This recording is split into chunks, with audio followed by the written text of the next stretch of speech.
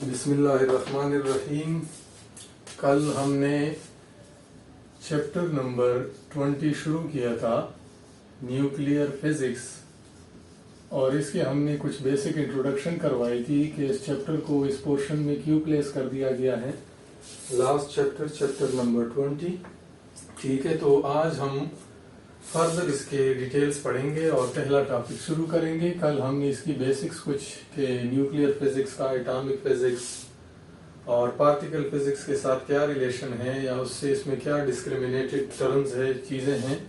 तो आज हम पहला टॉपिक शुरू कर लेते हैं जिसका नाम है atomic physics according to the smart syllabus system.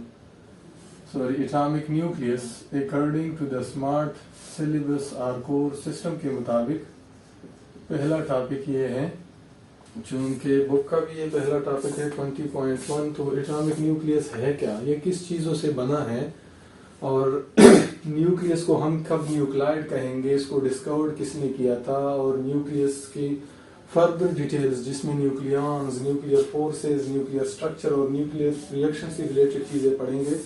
तो वो हम आज इसमें फर्दर डिटेल्स पढ़ेंगे, फर्दर चीज़ें पढ़ेंगे, फिर मॉडल्स ऑफ द न्यूक्लियस पढ़ेंगे और न्यूक्लियस की क्लासिफिकेशन पढ़ेंगे और लास्ट में न्यूक्लियर फिशन पढ़ के इस टॉपिक को हम वाइंड अप करेंगे। ठीक है, तो चलो शुरू कर दे। सबसे पहले व्हाट इज एटॉमिक न्यूक्लियस।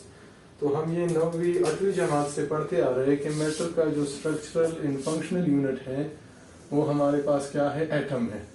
और एटम के दो पार्ट्स है, इसको सेंट्रल पार्ट को हम न्यूक्लियस कहते हैं और जो आउटर मोस्ट पार्ट है उसको हम शेल कहते हैं। तो सेंट्रल पार्ट में हमारे पास दो पार्टिकल्स है मशहूर ज़माना, न्यूट्रॉन्स और प्रोटॉन्स, और आउटर जो पार्ट है शेल उसमें इलेक्ट्रॉन है। चूंकि हमने पढ़ना ही सिर्फ न्यूक्लियस है, ठीक है, तो हम शेल के साथ हमारा कोई लेना देना नहीं है, क्योंकि पूरे शेल और पूरी एटम की स्टडी जो है वो न्यूक्लियर फिजिक्स का नहीं बल्कि एटॉमिक फिजिक्स और पार्टिकल फिजिक्स से रिलेटेड चीज़ है। तो हम शुरू करते हैं न्यूक्लियस। तो न्यूक्लियस में बेसिकली दो पार्टिकल्स हैं। Nucleus is made of two particles, namely neutron and proton, और इन दोनों को हम कंबाइनली, न्यूट्रॉन और प्रोटॉन को हम कंबाइनली क्या कहते हैं, न्यूक्लियॉन्स कहते हैं। तो सबसे पहले जो पार्टिकल है हमारे पास वो है न्यूट्रॉन और दूसरा पार्टिकल क्या है, प्रोटॉन। न्यूट्रॉन पर कोई चार्ज नहीं है, ये हम 8वीं 9वीं से पढ़ते आ रहे हैं, बेसिक चीज़ है। और प्रोटॉन जो है ये हमारे पास पॉजिटिवली चार्ज है, ठीक है। और इन दोनों को कंबाइनली, न्यूट्रॉन और प्रोटॉन को हम कंबाइनली न्यूक्लियॉन के नाम से जानते हैं, ठीक है। Neutron and protons are combinely are called nucleons. और ये दोनों पार्टिकल्स एलिमेंट्स को एक दूसरे से जुदा करते हैं कि ये एलिमेंट ये वाला है, ये दूसरा है, ये तीसरा है। क्यों? क्योंकि नंबर ऑफ प्रोटॉन्स जो है ये हमें बताता है एटम का atomic number. Number of protons जो है इसका मतलब है atomic number. Number of protons is equal to atomic number. किसी भी एलिमेंट का अगर आपने एटॉमिक नंबर मालूम करना हो तो उसकी नंबर ऑफ प्रोटॉन्स फाइंड करें, क्योंकि नंबर ऑफ प्रोटॉन्स असल में क्या है, एटॉमिक नंबर है। और इसको हम डिनोट करते हैं Z से। Z इज एन इंटीजर, और चूंकि प्रोटॉन्स के नंबर डेसिमल्स में कभी भी नहीं हो सकते, 1.5, 1.2, 1.3 एटसेट्रा। ये exactly 1 proton, 2 proton, 3 proton, so it's an integer और इसका सिंबल हमारे पास क्या है, Z। फिर जो नंबर ऑफ प्रोटॉन्स है और प्लस न्यूट्रॉन, इसको हम combinedly number of protons plus neutrons को हम कंबाइनली क्या कहते हैं, मास नंबर कहते हैं। नंबर ऑफ न्यूट्रॉन्स और प्रोटॉन को हम कंबाइनली क्या कहते हैं, मास नंबर। किसी भी एलिमेंट का अगर आपने मास नंबर मालूम करना हो तो आप उसके अंदर प्रोटॉन्स और न्यूट्रॉन्स की तादाद गिन ले, ठीक है। तो number of protons and neutrons is called mass number. और हमने अभी स्टार्ट में पढ़ा कि न्यूट्रॉन और प्रोटॉन को कंबाइनली हम क्या कहते हैं, न्यूक्लियॉन्स कहते हैं। सो मास नंबर का दूसरा और आसान डिफिनीशन ये है कि number of nucleons is called क्या, नंबर ऑफ न्यूक्लियॉन्स को भी हम क्या कहते हैं, मास नंबर कहते हैं, ठीक है। कंबाइनली प्रोटॉन्स और न्यूट्रॉन्स जो एटम की न्यूक्लियस में वाक़या है, दो बेसिक पार्टिकल्स हैं, इसके तादाद को हम मास नंबर कहते हैं, ठीक है। और इसको हम डिनोट करते हैं किस चीज से, ए से डिनोट करते हैं। किस चीज से, मास नंबर को हम ए से डिनोट करते हैं। अब इधर देखें, ये number of neutrons atomic number है और प्रोटॉन्स प्लस न्यूट्रॉन जो है ये क्या है, हमारे पास मास नंबर है। तो अगर किसी भी एटम का हमें मास नंबर गिवन हो, ठीक है, और मास नंबर और एटॉमिक नंबर दोनों गिवन हो, अगर A को हम Z से माइनस करें तो ये हमें नंबर ऑफ न्यूट्रॉन्स दे देंगे। किसी भी एटम के अगर आपने नंबर ऑफ न्यूट्रॉन्स फाइंड करने हैं तो एक शॉर्ट क्वेश्चन किस्म का बन सकता है इस पे MCQs टाइप के atomic number of in element ये है और मास नंबर ये है, तो इसका अगर इससे हमने नंबर ऑफ न्यूट्रॉन्स निकालने हो तो किस तरह निकालेंगे। तो सिंपली A से Z को माइनस कर दे, आपके पास नंबर ऑफ न्यूट्रॉन्स आ जाएंगे। ठीक है, तो अच्छा हम अगला पढ़ेंगे, फॉर एग्जाम्पल दो मिसालें पढ़ेंगे। क्या पढ़ेंगे हम अब? सोडियम जो है हमारे पास एक एलिमेंट है और इसकी एटॉमिक नंबर क्या है 11। इसकी एटॉमिक नंबर 11 है और मास नंबर इसकी क्या है 23 है। ठीक है, सॉरी इट्स माइट बी, हाँ yes it's correct. Mass number को अगर किस चीज से हम सब्ट्रैक्ट करेंगे एटॉमिक नंबर से तो इससे नंबर ऑफ न्यूट्रॉन आ जाएंगे। तो अगर हमने सोडियम में क्या फाइंड करने हैं, नंबर ऑफ न्यूट्रॉन्स फाइंड करने, तो ये एटॉमिक नंबर है ना 23। यहाँ पे हम क्या लिखते हैं मास नंबर, सॉरी, और यहाँ पे एटॉमिक नंबर लिखते हैं। तो अगर 23 को हम 11 से मल्टीप्लाई कर ले, सॉरी सब्ट्रैक्ट कर ले, तो इससे नंबर ऑफ न्यूट्रॉन्स आ जाएंगे। अब एक और मिसाल हम ले लेते हैं, मशहूर एलिमेंट यूरेनियम, जिसको हम मुख्तलिफ मल्टीपल इंपॉर्टेंस फंक्शनल एलिमेंट है इसके आइसोटोप्स को हम यूज करते हैं। तो U235 जो है इसका एटॉमिक नंबर है और 93 जो है 93 इसका एटॉमिक नंबर है और 235 इसका मास नंबर है। तो किसी भी एलिमेंट्स के अब इससे U235 के हम नंबर ऑफ न्यूट्रॉन्स अगर फाइंड करना चाहते हैं तो 235 से 93 माइनस कर दे, नंबर ऑफ न्यूट्रॉन्स हमारे पास ऑटोमेटिकली आ जाएंगे। ठीक है, तो ये था न्यूक्लियस के बारे में, न्यूक्लियॉन्स के बारे में बेसिक इंट्रोडक्शन। अगले नंबर पर हम चलते हैं कि न्यूक्लाइड हमारे पास क्या चीज है। ठीक है, तो ये था पहला पोर्शन, पहला सब टॉपिक हमारे पास, जिसमें हमने न्यूक्लियस की बेसिक पार्टिकल्स के बारे में, न्यूट्रॉन्स और प्रोटॉन्स के बारे में बात की।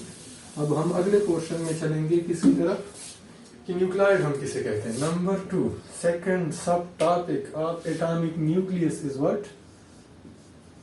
न्यूक्लाइड। What is nuclide? कोई भी न्यूक्लियस जो पर्टिकुलर न्यूक्लियस जिसमें स्पेशल नंबर ऑफ न्यूट्रॉन्स और प्रोटॉन्स हो हमारे पास, पर्टिकुलर न्यूक्लियस जिसमें special number of protons and neutrons हो हमारे पास, तो इस तरह की न्यूक्लियस को हम क्या कहेंगे? न्यूक्लाइड कहेंगे। ठीक है, particular study any nucleus under arrest, you are under arrest. कोई भी न्यूक्लियस जिसको हम स्टडी करते हैं, अंडर अरेस्ट कंसिडर करते हैं, अंडर स्टडी रखते हैं, तो उसको हम न्यूक्लाइड कहते हैं। और उसमें उस पर्टिकुलर न्यूक्लियस को जिसमें स्पेशल नंबर ऑफ प्रोटॉन्स और न्यूट्रॉन्स, उसको हम क्या कहते हैं? न्यूक्लाइड। और इसको हम डिनोट करते हैं या रिप्रेजेंट करते हैं किस चीज से? इस तरह X कोई भी न्यूक्लाइड है और यहाँ पे हम इसका क्या लिखते हैं? यहाँ पे हम इसका मास नंबर लिख लेते हैं और यहाँ पे इसका Z लिख लेते हैं या एटॉमिक नंबर लिख लेते हैं। मिसाल के तौर पर कार्बन कल हमने स्टडी करना है, तो कार्बन का 12 हमारे पास मास नंबर है और 6 क्या है हमारे पास? What is 6? 6 जो है हमारे पास ये इसका एटॉमिक नंबर है। तो Z एटॉमिक नंबर कार्बन का 6 है और मास नंबर जो है ये हमारे पास क्या है? 12 है। अगले लेक्चर्स में हम पर्टिकुलरली डिस्कस करेंगे कि atomic weight, atomic mass, mass number sorry और रिलेटिव एटॉमिक मास, इन सब के बीच में बेसिक डिफरेंस क्या है। तो फिलहाल हम उस कंफ्यूजन और डिटेल में नहीं जाते, हमने सिर्फ ये पढ़ना है कि न्यूक्लियस के अंदर क्या है। Nucleus is under study. ठीक है, तो इससे हम रिप्रेजेंट करते हैं किसी भी न्यूक्लाइड को, पर्टिकुलर न्यूक्लियस को जिसको हमने स्टडी करना हो। अब न्यूक्लियस थर्ड पोर्शन हम पढ़ते हैं कि न्यूक्लियस को डिस्कवर किसने किया था। डिस्कवरी से रिलेटेड न्यूक्लियस, हम चूंकि आपकी बुक की हूबहू एक एक जुमला कॉपी कर रहे हैं ताकि आप लोगों को टेस्ट और पेपर की तैयारी में कोई मसला न हो। तो न्यूक्लियस को डिस्कवर किसने किया था? रदरफोर्ड और उसके कुछ स्टूडेंट्स थे, 2 स्टूडेंट्स थे उसके। 1911 में रदरफोर्ड और प्लस उसके स्टूडेंट्स थे, 2 स्टूडेंट्स थे। उसने किस चीज को डिस्कवर किया था? न्यूक्लियस को डिस्कवर किया था। तो उस स्टूडेंट्स का नाम है गीगर और मार्स्टन। इन 2 स्टूडेंट्स, ये रदरफोर्ड के स्टूडेंट्स थे। 1911 में इन्होंने न्यूक्लियस डिस्कवर किया था। एटम का जो न्यूक्लियस है, सेंट्रल पार्ट जिसमें न्यूक्लियॉन्स है, प्रोटॉन्स और न्यूट्रॉन्स, इसको पहली दफा डिस्कवर किया था किसने? रदरफोर्ड ने। ठीक है, किस तरह डिस्कवर किया था? एक डिटेल्ड एक्सपेरिमेंट है। डबल पॉजिटिव चार्ज या अल्फा पार्टिकल उसने बमबार किए थे किस चीज पे? न्यूक्लियस पे अल्फा पार्टिकल उसने बम्बार किए थे, और वो अल्फा पार्टिकल चूंकि क्या है हमारे पास डबल पॉजिटिव चार्ज है, अल्फा बीटा गेमा ये पार्टिकल्स हम पढ़ेंगे रेडियो एक्टिविटी में डिटेल से, तो आप लोगों ने याद रखना है कि अल्फा पार्टिकल जो है हमारे पास क्या है, डबल पॉजिटिव चार्ज है। What are alpha particles? Alpha particles हमारे पास डबल पॉजिटिव चार्ज है, अल्फा डबल पॉजिटिव, ठीक है। तो इसको उसने न्यूक्लियस के ऊपर सॉरी एटम के ऊपर बम्बार किया था, और जब उसने बम्बार किया था चूंकि एटम में बजाते खुद प्रोटॉन मौजूद है, प्रोटॉन पे पॉजिटिव चार्ज है, तो positive and positive repel each other. पहला चैप्टर इलेक्ट्रोस्टैटिक्स जिसमें हमने पढ़ा था कि एटम की प्रॉपर्टी ये है कि different charges attract each other and similar charges repel each other. तो double positive charge alpha particles जब उसने न्यूक्लियस के ऊपर बम्बार कर दिए, एटम के ऊपर सॉरी, तो वो डिविएट हो गए। तो उसने कहा रदरफोर्ड ने और उसके दो स्टूडेंट गीगर और मैस्टन ने कि समथिंग पॉजिटिव, कुछ पॉजिटिव टाइप की चीज या सेंट्रल पार्ट मौजूद है एटम में, और उस सेंट्रल पार्ट को फिर क्या नाम दिया गया, न्यूक्लियस का नाम दिया गया, ठीक है। तो न्यूक्लियस को किसने डिस्कवर किया था और न्यूक्लियाइड क्या है? This was the second and third subtopic of the atomic nucleus. अब हम आगे फर्दर की तरफ जाएंगे कि न्यूक्लियस से फर्दर डिटेल्स पढ़ेंगे न्यूक्लियस के बारे में, ठीक है। तो फिलहाल आप लोगों ने ये याद रखना है कि न्यूक्लियस डिस्कवर किया किसने किया था, न्यूक्लाइड है क्या, न्यूक्लियस किसे कहते हैं, ठीक है। अब हम आगे जो फर्दर डीप और कंसेप्चुअल चीजें न्यूक्लियस से रिलेटेड पढ़ेंगे वो है, सबसे पहले हमने न्यूक्लियस पढ़ लिए ना, फर्दर डिटेल्स तीसरे चौथे नंबर पर हम रख लेते हैं एटम का, जो आप लोगों के कोर्स से तो रिलेटेड है लेकिन बुक में इसका इतना जिक्र नहीं है। डीप और कंसेप्चुअल चीजें हम इससे रिलेटेड पढ़ेंगे। तो सबसे पहले न्यूक्लियस तो हमने पढ़ लिए। न्यूक्लियस के अंदर दो चार्जेस होते हैं, प्रोटॉन्स और न्यूट्रॉन्स, तो उसको कंबाइनली हम क्या कहते हैं, न्यूक्लियस कहते हैं। इसके बाद हम चैप्टर के अगले पोर्शन में न्यूक्लियर फोर्सेस पढ़ेंगे। इस चैप्टर में इस चीज का डिटेल से जिक्र है। हम पूछते थे ना 8वीं 9वीं से पूछते आ रहे कि एटम में प्रोटॉन और इलेक्ट्रॉन दोनों मौजूद हैं, तो different charges attract each other, तो ये एक दूसरे को अट्रैक्ट क्यों नहीं कर रहे, न्यूक्लियस सॉरी एटम डिस्ट्रॉय क्यों नहीं हो रहा, क्योंकि different charges attract each other. तो ये हम पढ़ेंगे कि 4 टाइप के फोर्सेज है, week forces, strong forces, gravitational forces and electromagnetic forces और इलेक्ट्रोस्टैटिक फोर्सेज। ये 4 टाइप के फोर्सेज है पूरी यूनिवर्स में, जिसकी वजह से कोई भी दो बॉडीज आपस में एक दूसरे को या अट्रैक्ट करते हैं या रिपेल कर रहे, मींस इफेक्ट कर रहे हैं। तो न्यूक्लियर फोर्सेस के बारे में हम डिटेल में पढ़ेंगे, ठीक है। समथिंग डीप और कंसेप्चुअल चीज है। तीसरे नंबर पर हम न्यूक्लियर स्ट्रक्चर पढ़ेंगे कि न्यूक्लियस का जो स्ट्रक्चर है ये क्या है, न्यूक्लियस के स्ट्रक्चर के बारे में हम डिटेल्स पढ़ेंगे, ठीक है। और फर्दर डिटेल जो है वो न्यूक्लियर रिएक्शंस है। अभी तक तो हम सिर्फ इलेक्ट्रॉन के साथ छेड़छाड़ कर रहे हैं कि सोडियम से इलेक्ट्रॉन क्लोरीन ले लिया और इनमें Cl बन गया, ठीक है। इस तरह दूसरे एलिमेंट्स और एटसेट्रा की रिएक्शंस हम पढ़ रहे थे। अब हम फर्दर डिटेल और कंसेप्चुअल चीज न्यूक्लियर रिएक्शन के बारे में डिटेल से बात करेंगे इस चैप्टर में। न्यूक्लियस के मॉडल को डिस्कस करने के लिए कि न्यूक्लियस किस शेप में है, प्रोटॉन्स किधर पड़े हैं, न्यूट्रॉन्स किधर पड़े हैं, मुख्तलिफ किस्म के साइंटिस्ट ने ट्राई कर लिया था और कर रहे हैं कि न्यूक्लियस के शेप को और डायमेंशंस को हम फर्दर साइज को सही एग्जैक्ट तरीके से एक्सप्लेन करें, डिस्कस कर सके। तो इसके बारे में कुछ मॉडल्स पेश किए गए थे जिसे हम कहते हैं न्यूक्लियर मॉडल्स। क्या कहते हैं? न्यूक्लियर मॉडल्स, जिसमें मशहूर है लिक्विड ड्रॉप मॉडल, ठीक है। तो न्यूक्लियस के स्ट्रक्चर और मॉडल को डिस्कस करने के लिए कुछ मॉडल्स पेश किए गए थे, जिसमें से एक हमारे पास है लिक्विड ड्रॉप मॉडल, ठीक है। लिक्विड ड्रॉप मॉडल है, इसको हम कुछ स्लाइड्स टच देंगे, आपके कोर्स में तो इतना ज्यादा इसका जिक्र नहीं है, लेकिन बाय द वे याद रखें कि न्यूक्लियस के शेप और स्ट्रक्चर को एक्सप्लेन करने के लिए एक मॉडल पेश किया गया था जिसे हम कहते हैं लिक्विड ड्रॉप मॉडल। दूसरे नंबर पर जो मॉडल था वो है इंटरेक्शन बोसॉन मॉडल। क्या है? Interaction boson model. और बोसॉन के बारे में हम पहले चैप्टर्स में थोड़ी बहुत बात कर चुके हैं, बोसॉन्स, मीजॉन्स और फिर वेक्टर बोसॉन्स, बोसॉन्स एक्सेट्रा क्या है, और hadrons, leptons, up quarks, down quarks, इसके बारे में भी हम इस चैप्टर में डिटेल से बात करेंगे। बाय द वे हम फिलहाल हमने इतना याद रखना है कि दूसरा मॉडल जो न्यूक्लियस के शेप को, स्ट्रक्चर को ऑर्गेनाइज फॉर्म में डिस्कस कर रहा है, स्टडी कर रहा है, वो है इंटरेक्शन बोसॉन मॉडल। तीसरे नंबर पर जो मॉडल है वो है न्यूक्लियर शेल मॉडल।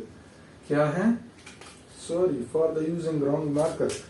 ये बड़ा रोला होता है यार। न्यूक्लियर बोसॉन मॉडल हमने पढ़ लिया, ठीक है। तो अगला इसके बाद है न्यूक्लियर शेल मॉडल, ये, और इसके बाद एबिनिशो मॉडल।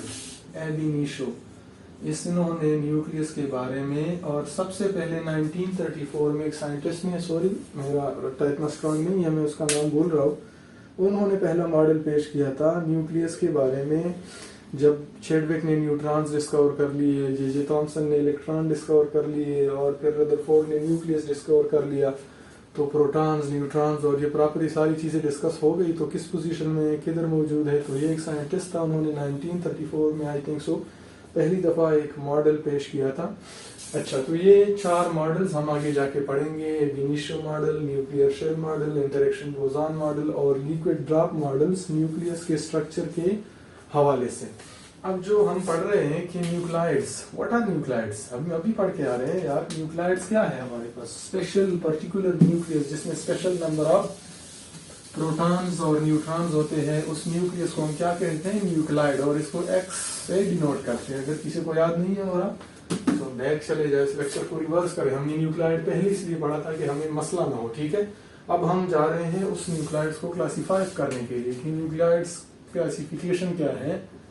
न्यूक्लाइड्स क्लासिफिकेशंस,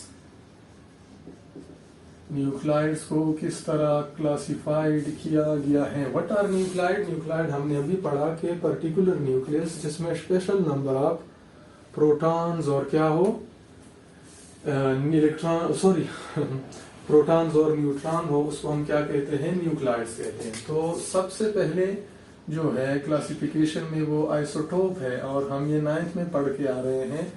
वो एलिमेंट्स के एटम्स जिसके एटॉमिक नंबर सेम हो, इक्वल एटॉमिक नंबर हो, एटॉमिक नंबर को हम Z से डिनोट करते हैं, तो इक्वल एटॉमिक नंबर उस टाइप ऑफ एलिमेंट्स को हम क्या कहते हैं? Atoms with same number of neutrons but different number of, same number of protons but different number of neutron, ठीक है। तो इक्वल Z जिसके हो, जिस तरह वाटर के ड्यूट्रियम और ट्रीटियम है, हाइड्रोजन के सॉरी, और कार्बन के हैं, कार्बन 12 एटसेट्रा।